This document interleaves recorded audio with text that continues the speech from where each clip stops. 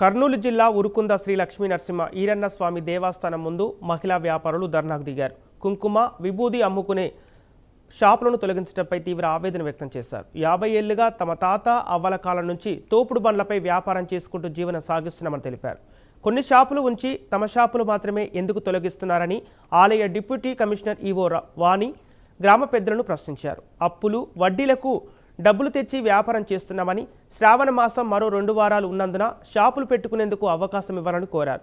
అనుమతి ఇవ్వకపోతే పెద్ద ఎత్తున ధర్నా చేపడతామని హెచ్చరిస్తున్నారు.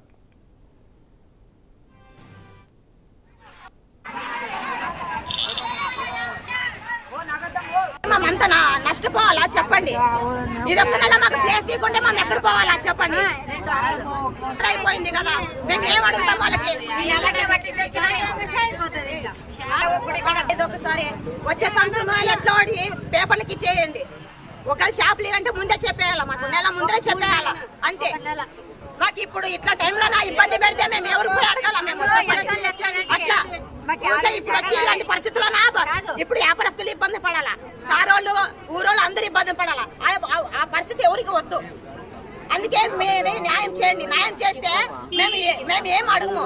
ఇది ఒకటి న్యాయం చేయండి అని అడుగుతున్నాం అంతే. వచ్చే సంవత్సరము దేవుడు నాడు భగవంతుడు, ఉండేవాళ్ళు ఎవరో పోయేవాళ్ళు తెలియదు కానీ వచ్చే వాళ్ళు కూడా మేమేం చేయలేము. ఓటేమి ఏమేమో మామూలు పట్టించుకోకున్నప్పుడు వాళ్ళు ఎందుకు పట్టించుకోవాలా?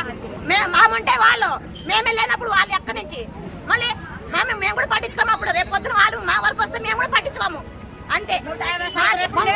చెప్తాం ఓటేయమని చెప్తాం మేము అంతే. మేము